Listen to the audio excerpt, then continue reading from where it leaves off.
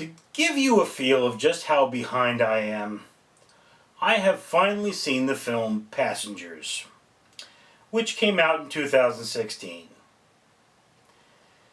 And here I am to talk about this John Spatz film. John Spatz is the writer of Prometheus. So if you liked Prometheus, you will still probably be disappointed by Passengers because it is a slow movie. This is the story of a passenger on a interstellar cruise liner that is taking him on a one-way trip to another world. And I mean, the biggest question that must be asked here is that if you're taking somebody on a trip to another world, why don't you just drop them off at the other world and then not have all the fancy amenities? But we'll set that aside.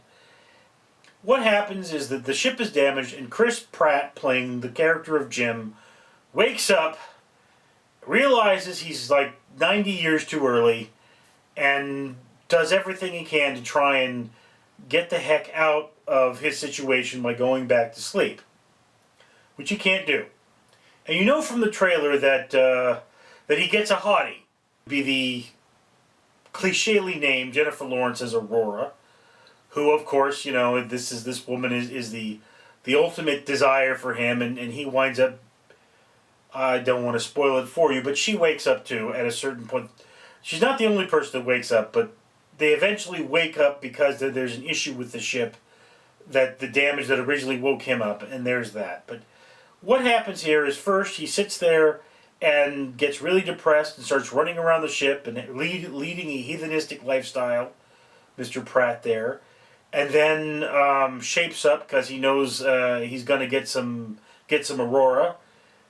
And yeah, their relationship. Interstellar romance. God, I hated this movie. It was slow.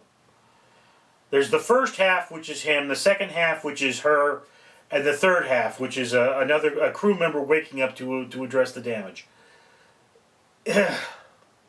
I'm not spoiling too much. I mean, I'm pretty sure this was all in the trailer. But the thing is, here's the thing.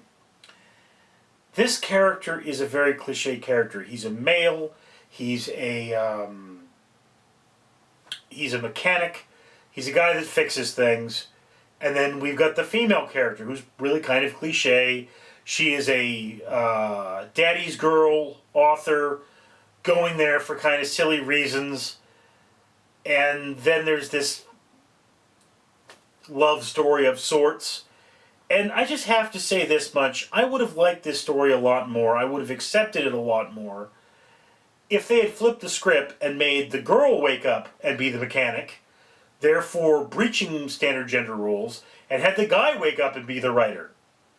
Because the basic thing is that this movie, it's not a new concept. People stuck in space. Oh, problem. This is really old sci-fi stuff. You see it a lot more in written sci-fi than you do in filmed sci-fi. But the thing is, this movie is very slow. It's very cliche. It's very boring. So what about this movie made it cool? Nothing. You got to give me something different. Oh, there's a robot. Yeah, well, so is the Black Hole has a robot. Why is that movie is kind of forgotten. I rarely hear about that one. But The Black Hole, which I believe is a Disney film. Michael Sheen plays Arthur the robot. I believe it's Michael Sheen. And he does a great job at being a robot. I have to admit that. He was probably the best part of this whole film. I loved him as that character. But, like I say, it wasn't enough to save this. It's a pretty movie.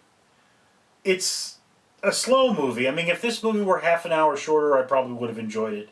But there just got to be this point where it's like, come on, get to something. Something happened. I don't really care about the drama, and I don't really care about this space nonsense, because it's not furthering my understanding of the human condition, as an art film would, and it's not entertaining me, as a normal film would. It's just kind of there. So, like I say, I did not enjoy Passengers. I'd love to hear what you think down in the comments below. I'm Richard.